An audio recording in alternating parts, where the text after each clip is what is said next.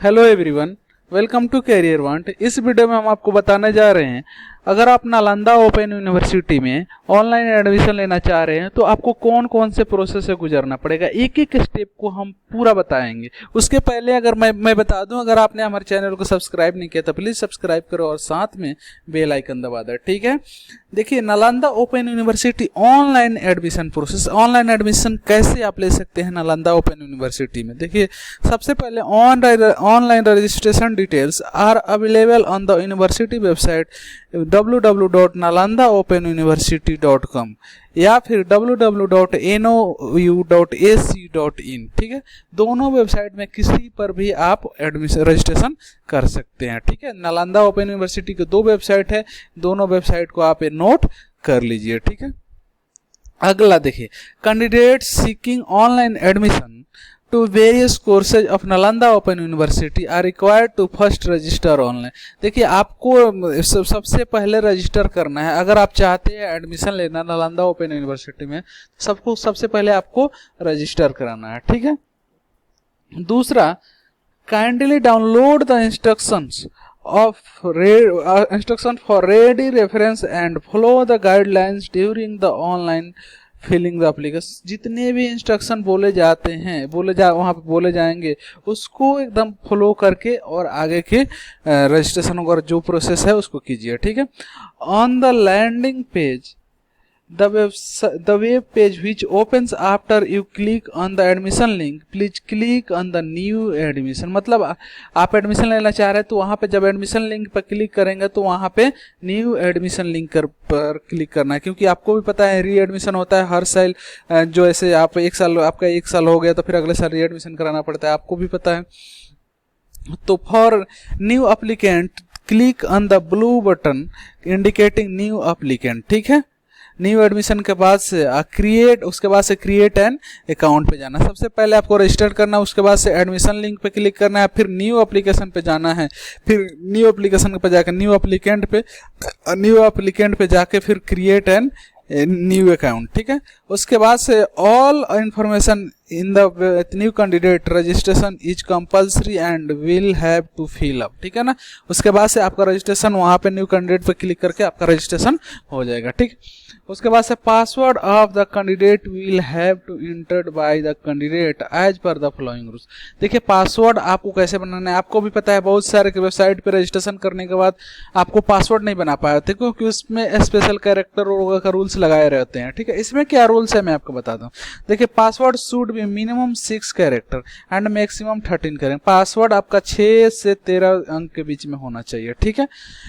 There should be at least one upper case, एक upper case में होना चाहिए, चाहे ए बी कुछ भी होना चाहिए। ए से जेड में अपर केस में कोई भी एक लेटर होना चाहिए, ठीक है।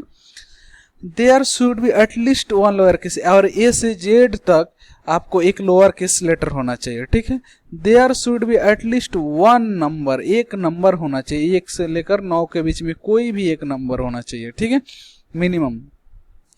There should be at least one special character. देखिए, वन स्पेशल कैरेक्टर कोई भी एक होना चाहिए। इसमें से या तो @ हो, हज हो, या फिर डॉलर हो, परसेंटेज हो, सेमीकॉलन हो, या फिर एक्सक्लेमेशन मार्क हो, ठीक है।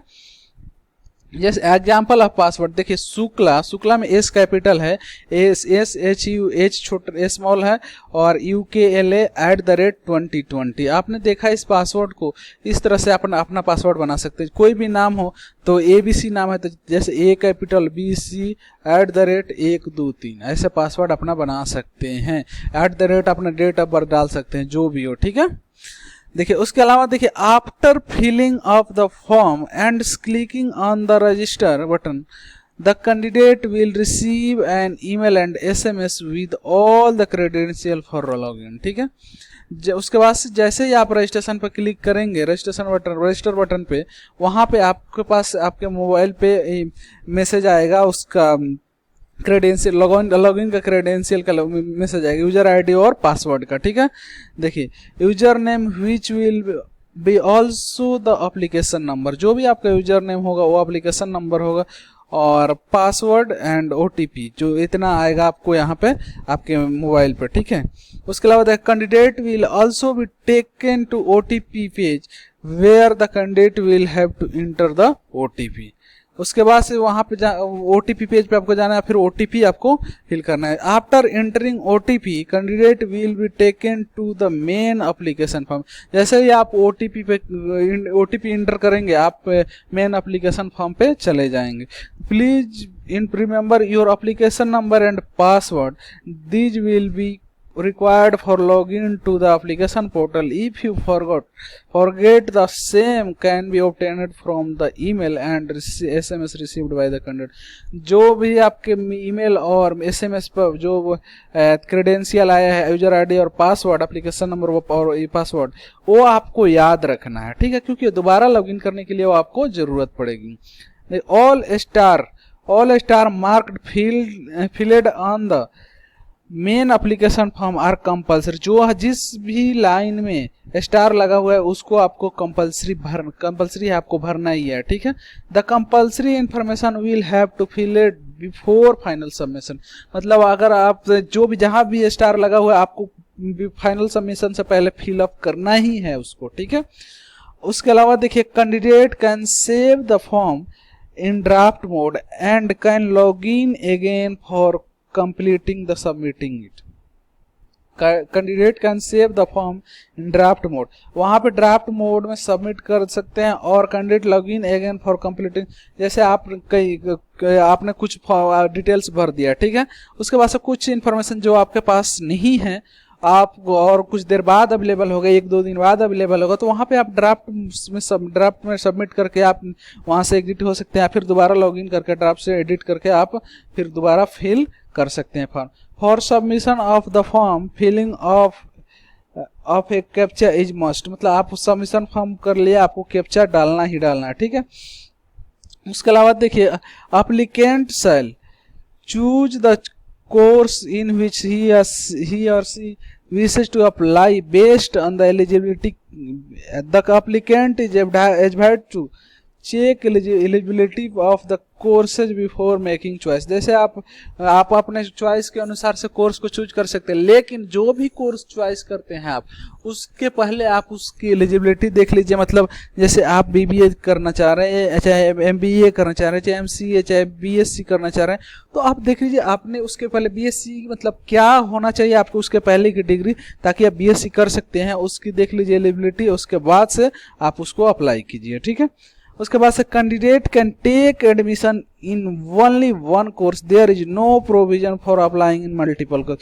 जैसे आप एक ही कोर्स में एडमिशन ले सकते हैं ODL में, ठीक है ना। ODL का मतलब ओपन एंड डिस्टेंस लर्निंग, आप एक ही कोर्स में ले सकते हैं। जैसे आप चाहते हैं JNOV में MA में भी ले लें, चाहे MA में भी ले लें, और MSc में ले लें, चाहे BA में ले लें, ML में ले लें, ऐसा नहीं हो सकता है पॉसिबल, ठीक है। एक ही कोर्स में आप एडमिशन ले सकते हैं। देखिए उसके बाद से देखिए, while filling up the form it is suggested to scan clearly the following documents as per the size given. जो भी डॉक्यूमेंट्स यहाँ पर बताया जा रहा है वो आपको इस साइज के अनुसार से रजिस्ट्रेशन के टाइम में, फिलअप करने के टाइम में आपको रखना है, वहाँ पे अपलोड करना है। कैंडिडेट्स पासपोर्ट साइज फोटो जो 50 के मैक्सिमम 50 के भी होना चाहिए, ठीक है।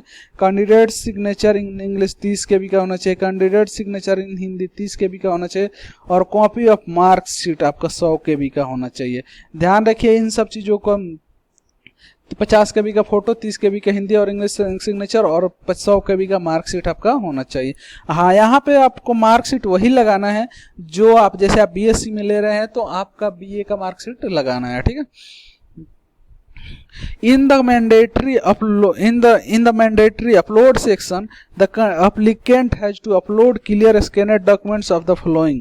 देखिए यहाँ पे passport size photograph of the applicant, यहाँ पे scanned signature of the applicant Hindi और इंग्लिश, और clear copy of qualifying examination marksheet scanned from original is to be uploaded.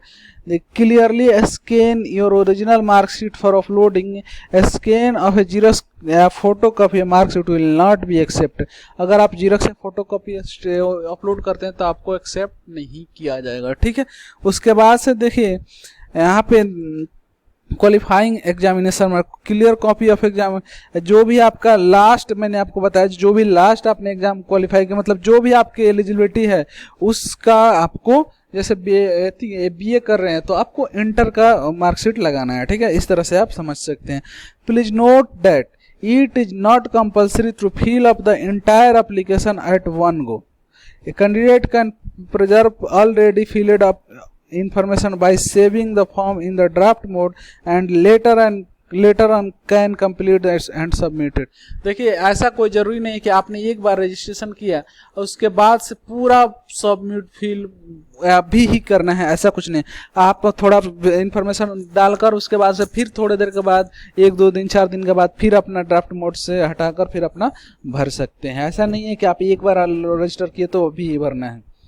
देखिए application can be saved in the draft mode by clicking on the save as draft button and doing so will allow the information already entered to be saved।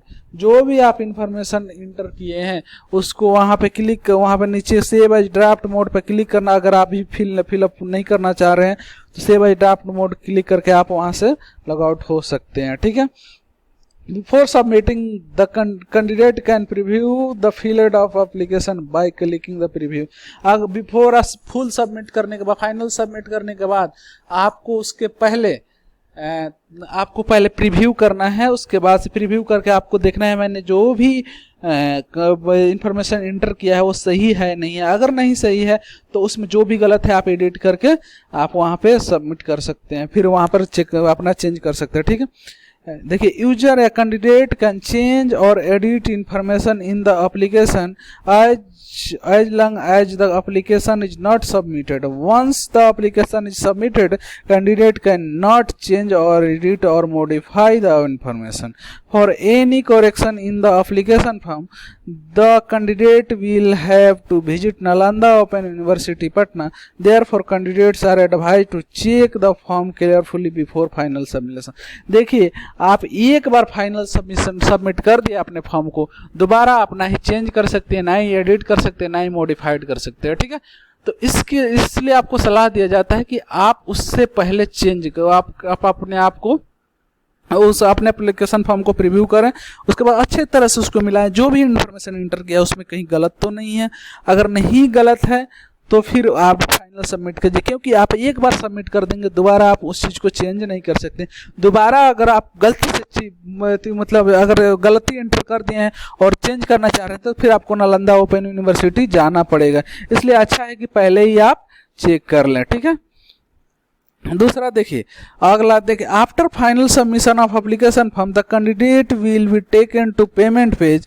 Candidates are required to pay the request fee online through this portal. Only SBI collect or demand draft will not be accepted in online form submission। अगर आप online form submit करते हैं तो आपको demand draft नहीं submit किया जाए, आपको SBI कोलेक्ट के द्वारा भी आपको ऑनलाइन करना पड़ेगा आपको पेमेंट को, ठीक है। उसके अलावा देखिए only paid application will be accepted for further processing. अगर आप पेमेंट छोड़ देते हैं तो आपका एप्लीकेशन को काउंट नहीं किया जाएगा। All payments will be online payment में through admission portal, amount can not be altered, ठीक है ना। जो आपको जो भी पेमेंट करना है वो ऑनलाइन करना है और जो भी अमाउंट है उसको चेंज नहीं किया जा सकता। पेमेंट इज नॉट रिफंडेबल, ध्यान रखिएगा, अगर एक बार पेमेंट कर दिए दोबारा रिफंडेबल नहीं है, ठीक है। उसके अलावा देखिए candidates will be provisionally registered for admission subject to the eligibility criteria and verification of passing certificate या मार्कशीट, ठीक है। Candidates will be provisionally registered for admission. अगर आप प्रोविजनली रजिस्टर करते हैं एडमिशन के लिए, subject to the eligibility criteria and verification of passing certificate and marks. आपके जो भी रजिस्टर कर लेते हैं उसके बाद से आपकी एलिजिबिलिटी जो भी है, आपके एलिजिबिलिटी क्राइटेरिया है जो अगर फुलफिल नहीं करते तो आपका एडमिशन कंफर्म नहीं होगा, ठीक है। University will inform you regarding the study learning material and prospectus through SMS और और ईमेल, जो भी स्टडी लर्निंग मटेरियल है, बुक्स वगैरह और प्रोस्पेक्ट आपको इन्फॉर्मेशन यूनिवर्सिटी SMS और ईमेल के द्वारा इन्फॉर्म करेगी। Candidate shall take the print out admission form and keep it with them for further reference. आपको जब फाइनल सबमिशन के बाद से आपको अपना एप्लीकेशन फॉर्म प्रिंट करके रख लेना चाहिए, आपको हार्ड कॉपी और सॉफ्ट कॉपी दोनों। उसके अलावा देखिए, candidate the applicant will be solely responsible for providing information in the application form, ठीक है। In case of any discrepancy found during verification of the documents of the application may be cancelled by the university unit। अगर कोई भी discrepancy पाता है, मतलब कोई भी विसंगति पाया जाता है, मतलब अगर आप एलिजिबिलिटी अपनी नहीं पूरा करते हैं तो आपका एडमिशन कभी भी कैंसिल हो सकता है, वो यूनिवर्सिटी के हाथ में। इसलिए पूरा ध्यान से भरिए, पूरी चीज़ों को एक एक करके ध्यान से देखिए, क्या आपके लिए कौन सा कोर्स में अप्लाई कर सकते हैं, नहीं कर सकते, क्योंकि फी भी नॉन रिफंडेबल है, ठीक है। तो इसलिए आपसे उम्मीद की जाती है कि आप सारे इन्फॉर्मेशन को पढ़कर तभी भरें, आप उस चीज़ के लिए एलिजिबल है या नहीं एलिजिबल है। उम्मीद करता हूँ ये जितनी भी बातें मैंने बताया आपको समझ में आया होगा और आपके लिए हेल्पफुल होगा। अगर वीडियो हेल्पफुल है तो प्लीज़ वीडियो के नीचे कमेंट करें और बताएं कि आपको वीडियो कैसा लगा। उम्मीद करता हूँ आप ज़रूर कमेंट करेंगे, और आपने सब्सक्राइब नहीं किया तो प्लीज़ सब्सक्राइब करें। Thank you, all the best, this is दर्शिस साइनिंग ऑफ।